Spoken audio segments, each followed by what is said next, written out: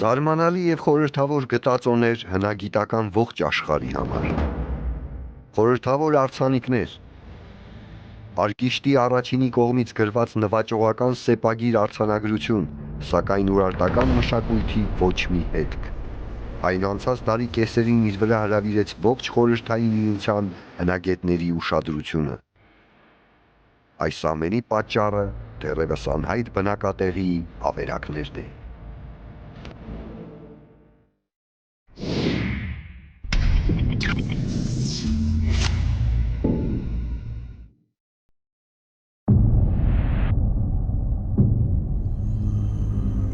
Երկիր մոլորակն ապրել է միլիոնավոր տարիներ։ Այդ ընթացքում այն տեսել է բազմաթիվ քաղաքակրթություններ, մշակույթներ, նրանց ծնունդն ու անկումը։ Շատերը անհետ կորել են, բայց կան այնպիսիները, որոնց հետքերը մինչ օրս չեն ջնջվել։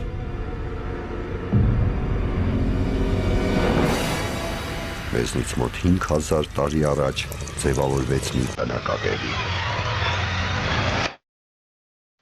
Լճաշեն։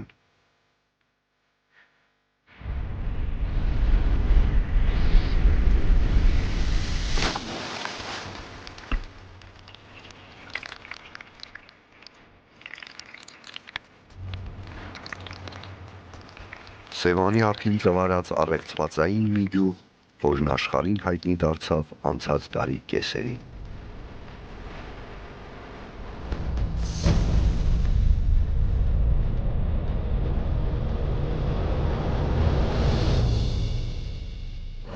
Նախորդ դարի երկրորդ կես ողջ խորհրդային միությունը ապշած է փոքրիկ ու առեղծվածային Լճաշենի բացահայտումով։ Հնավայրի ուսումնասիրությունները ցույց տվեցին, որ բացահայտվել է բացառիկ մի բնակատեղի, որի նմանը մինչ այդ չէր հայտնաբերվել։ Այսօր մեր ուղևորությունը կսկսվի Հայաստանի պատմության թանգարանից,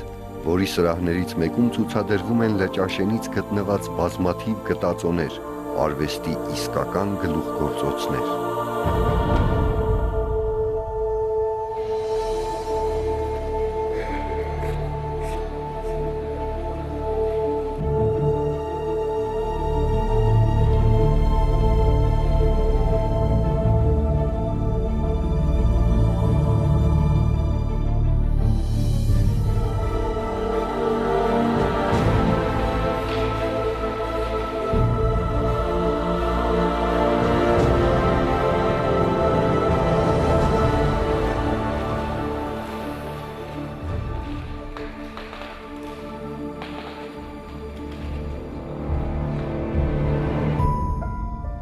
Այս սրահում ցուցադրվում են բարձրաճաշակ եւ մեծ արժեք ունեցող նմուշներ։ Նույնիսկ համաշխարհային ճանաչում ունեցող շատ թանգարաններ կցանկանային ունենալ այսպիսի գանձեր։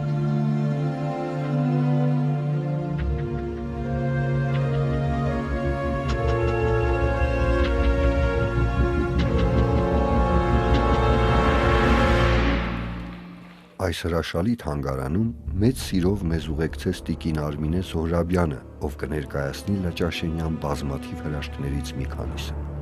Հետաքրքիր է, այս գանձերից մեկը, փայտի ասայլը, ինչպես է հաղթահարել հազարամյակների արգելքները եւ հասել մինչ մեր օրեր։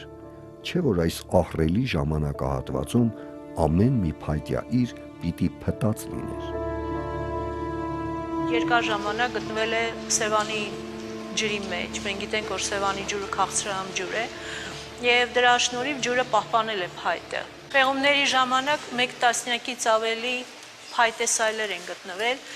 թաղման սայլեր են, որոնցով բնականաբար թաղել են ցեղապետներին եւ հետաքրքիր է ոչ միայն հենց ինքը սայլն է, այլ նաեւ այն շքեղ հարդարանքը արջևից եւ հետևից բազմաթիվ հետաքրքիր գեղեցիկ զարդանախշեր, որոնք ամենայն հավանականությամբ շատ ճոխ եւ շքեղ տեսք են հաղորդել ժամանակին այս սայլերին։ Հնավայրի ամեն մի բուռ հողը հեռացնելիս մի նոր գանձերի հայտ գալիս եւ պատկերացնում եք, այն 5000-ամյակ արևի լույս չէր տեսել։ Այդ գանձերից որոշները դեռ կուղարկվեն աշխարհի տարբեր լաբորատորիաներ ուսումնասիրության։ Լճաշենի տամբարնադաշտից հայտնաբերվել են նաև մեծ քանակությամբ ոսկե զարդեր, գտնվել են եւ կոճակներ, եւ ուլունքաշարեր, եւ այլ կարգի զարդեր, նույնիսկ բրոնզե տարբեր առարկաներ, որոնց առանձին հատվածները ոսկեպատված են, ոչ թե ոսկեջրված, այլ ոսկեպատված։ Ինչպես տեսնում եք, բազմագանց մշակույթ են ունեցել լճաշենցիները, եւ այսպիսի զարդերը, որոնք կրել են նրանք, կերազեին կրել անգամ մեր օրերում։ Այս բրոնզե արձանիկները գտնվել են նույնպես Լճաշենից։ Այստեղ հետաքրքիրը իհարկե մարտակարգերի մոդելներն են, որոնք թվագրվում են 15-14-րդ դարի Քրիստոսից առաջ, 3500 տարեկան են, եւ հետաքրքիրը իհարկե որսի տեսարանն է, դա ցույց է տալիս, որ ցեղապետները իրական հզոր իշխանություն են ունեցել։ Փաստորեն այս իրերը ծառայել են լճաշենցիներին մեզնից 3500-4000 տարի առաջ եւ գրեթե այդքան մնացել են ջրի տակ կամ հողի տակ եւ միայն անցյալ դարի 50-ականներին, երբ Սևանա լճի մակարդակը իջավ, գիտնականները բացահայտեցին լճաշենը։ Սևանա լիճ մեր երկրի ամենաթանկ գանձերից մեկը, աշխարհում քաղցրահամ ջուր ունեցող երկրորդ բարձրադիր լիճը։ Կարմիր գրքում գրանցված իշխան ձկնատեսակի մայրը եւ մեր ազգի պարծանքներից մեկը։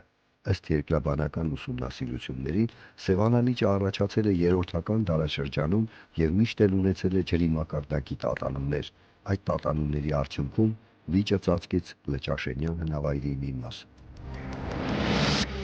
20-րդ դարի սկիզբ էներգետիկ կարիքների եւ ոռոգման նպատակով առաջարկվեց մի ծրագիր, ըստ որի Սևանա լճից ջուր պետք է արձակվի, ինչի արդյունքում լճի մակարդակը կիջներ 55 մետրով, սակայն առաջին եւ երկրորդ համաշխարհային պատերազմները պատճառ հանդիսացան, որպեսզի այդ ծրագիրը չիրականացվի։ Այնուամենայնիվ 1950-60-ական թվականներին ջրի մակարդակը իջեցվեց մոտ 18 մետրով, սակայն պետք է ասել նաեւ, որ Սևանա լճի մակարդակի իջեցման շնորհիվ է, որ բացահայտվեց լճաշենյան բացառիկ հնավայրը։ Լճաշենում հայտնաբերված գտածոները բացառիկ նշանակություն ունեն հայկական լեռնաշխարհի քաղաքակրթությունները ուսումնասիրելու համար, թեև այդ ուսումնասիրությունները հաճախ ավելի շատ հարցեր են առաջացնում, քան պատասխաններ, մենք փորձենք ավելի մոտենալ մեր նախնիների կյանքին, ապրելակերպին։ Ուղևորվենք Լճաշեն։ Լճաշեն, գյուղ եւ հնագիտական համալիր Գեղարքունիքի մարզում։ Հեռավորությունը Երևանից 62 կիլոմետր։ Հայտնաբերվել է նախորդ դարի կեսերին։ Պեղումները եւ հետազոտությունները կրում են շարունակական բնույթ։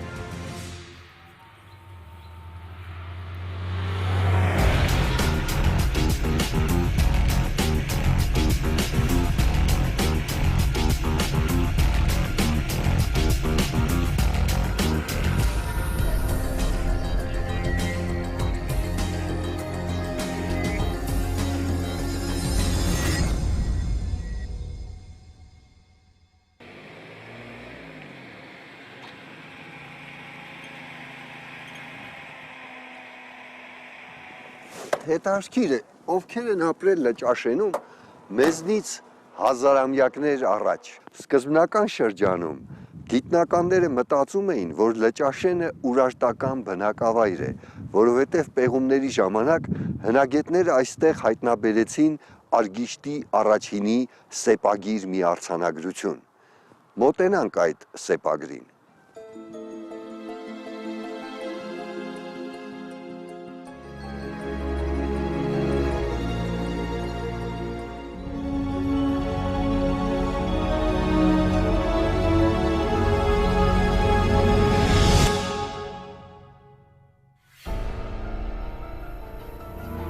Խալդ Աստծո մեծությամբ նվաճեցի Գիեխունի քաղաքի երկիրը, հասա մինչև Իշտիկունյու քաղաքի երկիրը ծովի այս կողմում, Լիկյու երկրի կողքին, Արգիշտի թագավոր հզոր, թագավոր Բիայնիլի երկրի տերը Տուշպա քաղաքի։ Մեր թվարկությունից առաջ 786 թվականին, երբ Արգիշտի առաջինը Ուրարտուի արքա դարձավ, սկսեց լայնածավալ արշավանքներ։ Այս շրջանում նա հասավ մինչև Իշտիկունի քաղաքը, ներկայիս Լճաշենը։ Հետաքրքիր է, արդյոք Արգիշտի առաջինին հաջողվեց գրավել այստեղից ոչ հեռու գտնվող Կիկլոպյան ամրոցի միջնաբերդը։ Գիտնականները կարծում են, որ ոչ։ Այս եւ այլ հարցերի պատասխանները մենք կփորձենք գտնել Լճաշենում ներկայումս պեղումներ կատարող հնագետ Լևոն Պետրոսյանի հետ մեր զրույցում։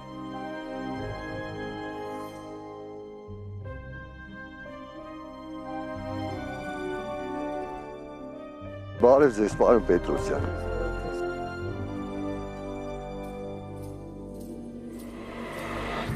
Պարոն Պետրոսյան, ընդհանրապես Լճաշենում պեղումները երբ են սկսվել։ Լճաշենում առաջի անգամ պեղումները սկսվել են անցած դարի 50-ական թվականներին, 1954-5 թվականներին անվանի հնագետ Հարություն Մնացականյանի կողմից։ Կառքերը, որ կան պատմության թանգարանում ցուցադրված, դամբարաններից են գտնվել։ Այո, երևի դուք ծանոթացել եք արդեն թանգարանում հսկայական քանակությամբ գիտական բարձր արժեք ներկայացնող նյութեր են հայտնաբերվել։ Եթե դամբարանաբլուրները վերաբերում են երկրորդ հազարամյակին, ապա բնակատեղին պեղվել է վաղ բրոնզեդարյան 5000 տարվա պատմություն։ Այսինքն ամրոցը ավելի հին է, ամրոցի։ Այո, այո։ Մենք դի բարձրանանք այ վերև։ Այստեղից աճ է մտնում։ Այստեղից։ Այո։ Այստեղից աճ։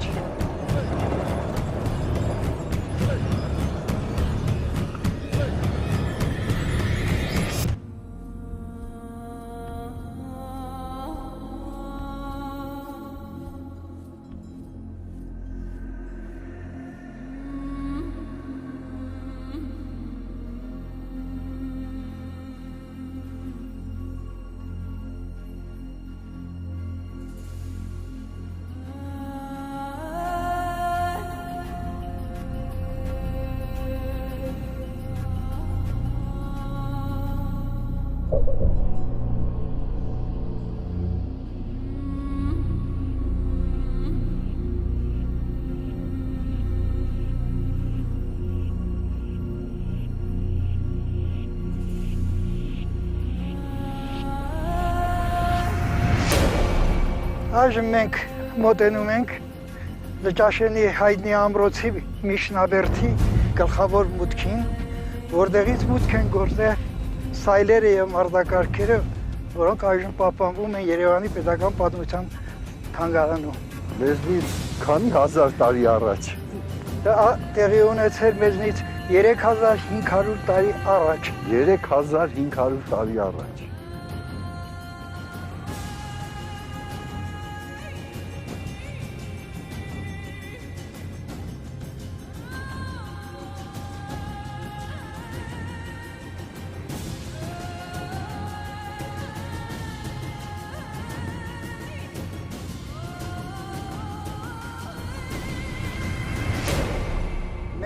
Գտնվում ենք Միշնաբերդի ամենաբարձր կետում, որտեղից երևում է ամբողջ ամրոցը։ Ամրոցը բացի նրա արևելյան կողմից, որտեղ լիճն է եղել ժամանակին, մնացածը բոլորը պարիսպներով շրջապատված է եղել։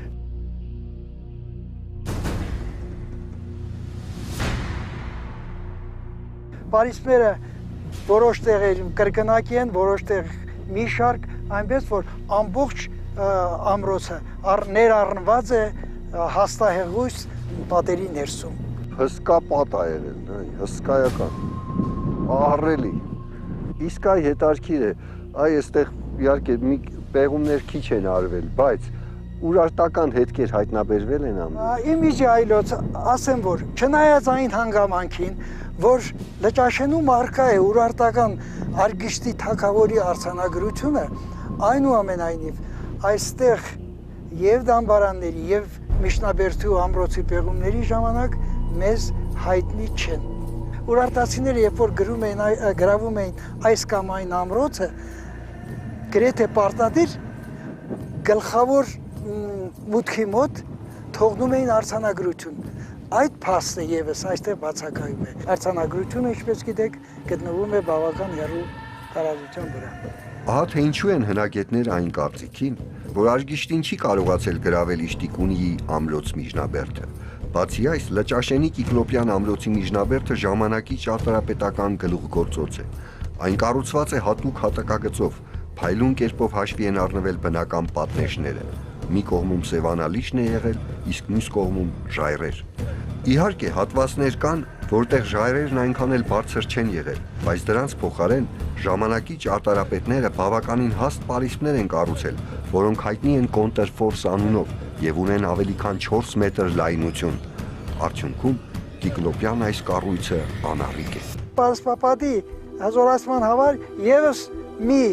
շինարարական դետալ է օգտագործված, դա այդ թույլ մասերում եւ պարսպի մուտքի մասերում հիմնականում ավելացել են այսպես կոչված կոնտրֆորսներ, որը շինարարական արվեստում հայտնի շինարարական մանրամասն է։ Ինչպես բոլոր ամրոցներում, այս մեկում եւս միջնաբերդը հիմնականում ծառայել է առաջնորդներին։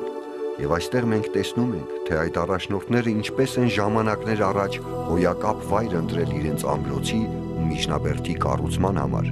Սակայն ի վերջո այդ առաջնորդները նույնպես անմահ չեն եղել եւ պետք է ունենային գերեզմաններ։ Պարոն Պետրոսյան, այս հանելուկային հսկա բերդը, ամրոցը ցավոք քիչ է պեղվել եւ այնպես լրիվ տեղեկություն չունենք, բայց մենք տեսանք, որ այս բերդում հսկայական քանակով մարդիկ են պատասպարվել։ Նաև եթե միջնաբերդ կար, այստեղ առաջնորդներ են եղել։ Ոչ միայն առաջնորդները, այլև սովորական մահականացուները հետևաբար պիտի թաղվեն։ Ինչպես ամրոցն է հսկայացավալ, կրկնակի ավելի տարածք է ընդգրկում այս ամրոցի գերեզմանատունը։ Առաջնորդները ինչպես աշխարհիկ կյանքում, իրական կյանքում, հանդերձյալ կյանքում եւս փոքր ինչ առանձնացել են։ Իրենց հատուկ տեղը զբաղեցել է դամբարադաշտի որոշ Երևի գնանք այնտեղ խոսենք ծիսակարգի մասին։ Ճիշտը դա է, ճիշտը դա է։ Գնանք դամբարանադաշտ։ Գնանք։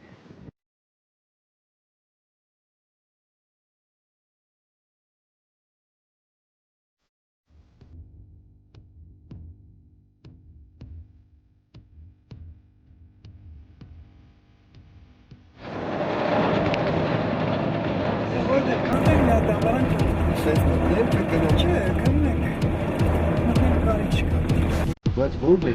Դες ամբողջ սա դամբարն է։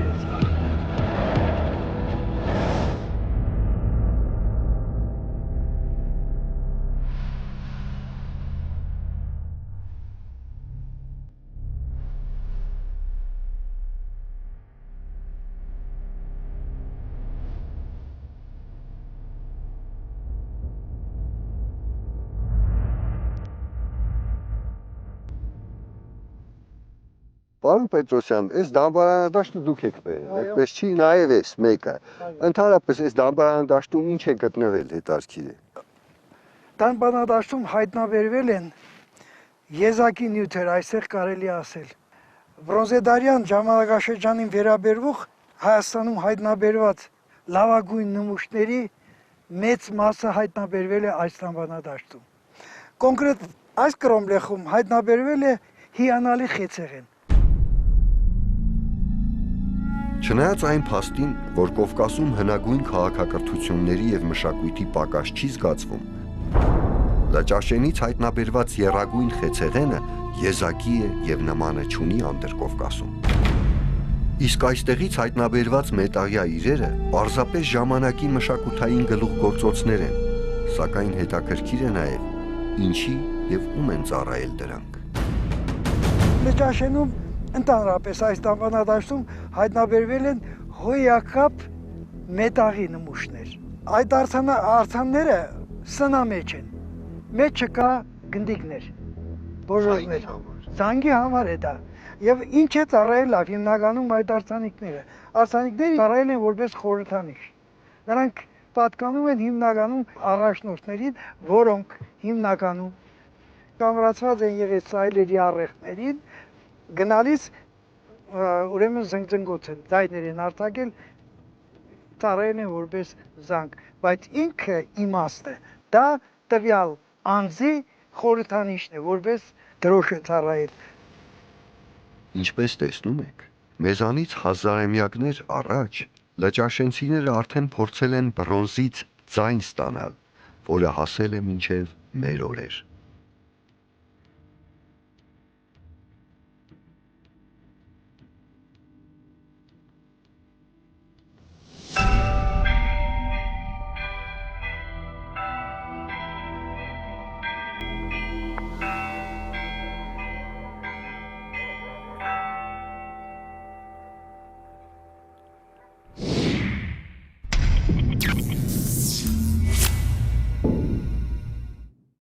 Լճաշենը մի ամբողջական համալիր է, որը հնարավորություն է տալիս մեզ պատկերացում կազմել մեզնից շուրջ 5000 տարի առաջ ապրած բացառիկ հասարակության, նրա կյանքի եւ ապրելակերպի մասին։ Սակայն հետաքրքիր է, ինչ եզրակացրեցին այն մարդաբանները, ովքեր խորհրդային տարիներին եկան ուսումնասիրելու գտնված գանգերն ու կմախքները։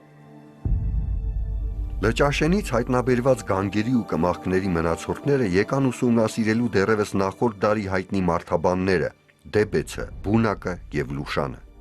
Լճաշենի մարդաբանական հավաքածուն Կովկասյան տարածաշրջանում ամենաթվականակով մեծն է եւ հավաքագրվել է 50-ական թվականներից սկսած Հարություն Նացականյանի եւ Լևոն Պետրոսյանի պեղումների շնորհիվ։ Այս հավաքածուն էտալոնային է համարվում, որովհետև նախ շատ լավ պահպանվածություն ունի եւ բացի գանգաբանական նմուշներից առկա են նաեւ կմախքի ոսկորները, կմախքաբանական նմուշները։ Ժամանակակից հայերի գանգերն ու կմախքները անձամբ հավաքել է Բունակը եւ ուղարկել Մոսկվա, Մոսկվայի համալսարանից մարդաբանության ինստիտուտ թանգարան։ Կմախքի կառուցվածքը, դիմային կմախքի կառուցվածքը համարյա թե նույնական է ինչ-որ ժամանակակից հային է, այսինքն քթի պրոֆիլավորվածությունը, դիմային կմախքի դեմքի երկարությունը։ Ես կասկած չունեմ, որ լճաշենցիների գենոֆոնդը այսօր հայ ժողովրդի մեջ առկա է։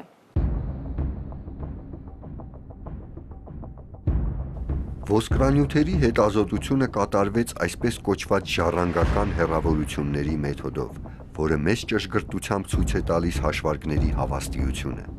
Այս հետազոտության իմաստը համեմատվող խմբերի կամ ժողովուրդների միջև ազգակցական կապերի բացահայտումն է։ Ստացված արդյունքը կարող է գրավել 0-ից 1 միավորի մեծություն։ Եթե համեմատվող խմբերի մեջ ժառանգական տարբերությունը բացակայում է, ապա ստացված արդյունքը մոտենում է 0-ական արժեքին, իսկ եթե խմբերը ծայրաստիճան հեռու են, մոտենում է 1 միավորի։ Ժառանգական հետազոտությունների մեթոդով կատարված համեմատական հետազոտությունը տվեց ապշեցուցիչ արդյունքներ։ Ժամանակակից հայեր արդիկ ուշ բրոնզ 0.0073, ժամանակակից հայեր ակունք ուշ բրոնզ վաղ երկաթ 0.0157, ժամանակակից հայեր կարճաղբյուր անտիկ շրջան 0.0126, ժամանակակից հայեր Շուշի ուշ բրոնզ 0.0164, ժամանակակից հայեր Լճաշեն 0.0071։ Ինչպես տեսնում եք, ժամանակակից հայերի եւ հնագույն լճաշենցիների ժառանգական տարբերությունները գրեթե բացակայում են։ Այս հետազոտությունները եւս մեկ անգամ վկայում են հայերի ստեղաբնիկ լինելու փաստը, նաեւ բացահայտում են հայկական լեռնաշխարհի բացառիկ մշակույթներից մեկի բնորան։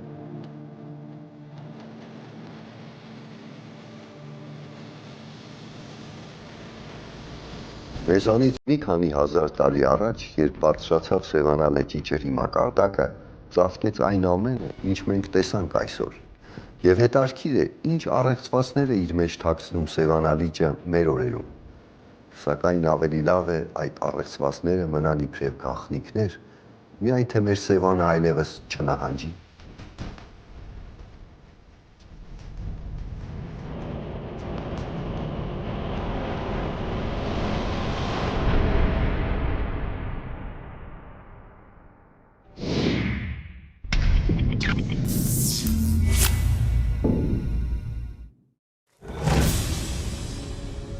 Հսկայական սպի հողի վրա բազում սրբավայրեր այս կիրճի ողջ երկայնքով։ Ինչ պատմություններ են թաքցնում այս առեղծվածային կիրճն ու քարանձավները, եւ ովքեր էին բնակվում այս քարանձավներում հարյուրամյակներ առաջ։